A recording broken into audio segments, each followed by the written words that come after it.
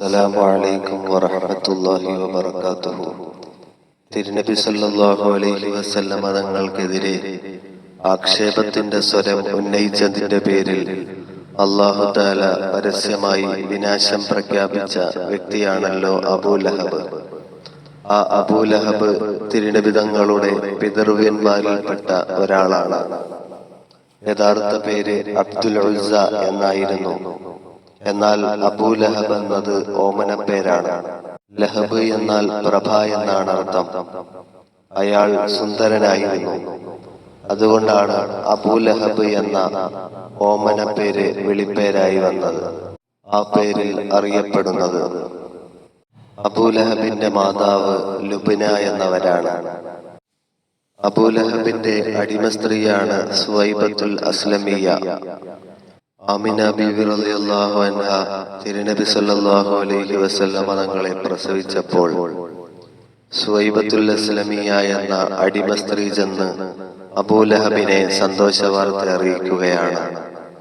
അങ്ങനെ കുട്ടി പിറന്ന സന്തോഷം അറിയിച്ചതിനാൽ അവിടുന്ന് സുവൈബത്തുൽ അസ്ലമിയ എന്ന അടിമ സ്ത്രീയെ അബൂലഹബ് മോചിപ്പിച്ചു വിട്ടതായി നമുക്ക് കാണാവുന്നതാണ്. അവരെ അടിമത്ത മോചനം നൽകി സ്വതന്ത്രയാക്കി വിട്ടു. ഇത് ഇമാം ബുഖാരി റളിയല്ലാഹു അൻഹു റിപ്പോർട്ട് ചെയ്യുന്നുണ്ട്. അതിനാൽ അബൂലഹബിന് നരകശിക്ഷയിൽ ഇളവുണ്ട് എന്ന് ഹദീസുകളിൽ നമുക്ക് കാണാവുന്നതാണ്. അബൂലഹബിന്റെ ആൺമക്കളാണ് ഉത്ബ, ഉതൈബ, മുഅത്തിബ്, അബ്ദുൽ കഅബ. ഒരു പെൺകുട്ടിയുള്ളതാണ് ദുർറത്ത് എന്നവർ. ഇബ്നു ഹജർ അൽ അസ്കലാനി റളിയല്ലാഹു അൻഹു പറയുന്നു, ദുർറത്ത് എന്ന പെൺകുട്ടി ഇസ്ലാമായിട്ടുണ്ട്, ഇസ്ലാമിനെ സ്വീകരിച്ചിട്ടുണ്ട്. ഉത്ബ, മുഅത്തിബ് എന്നീ രണ്ട് ആൺമക്കൾ മക്ക വിജയത്തിന്റെ അന്ന് മുസ്ലിമായതായി ചരിത്രം പറയുന്നു.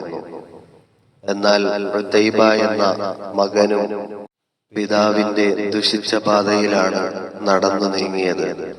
തിരുനബി സല്ലല്ലാഹു അലൈഹി വസല്ലമ തങ്ങളെ ആക്ഷേപിക്കുകയും അക്രമങ്ങൾ അഴിച്ചുവിടുകയും ചെയ്തപ്പോൾ അദ്ദേഹത്തെയും അല്ലാഹു തആല ഹിംസ്ര ജന്തുക്കൾക്ക് വിട്ടുകൊടുത്തു എന്ന് ചരിത്രം പറയുന്നു.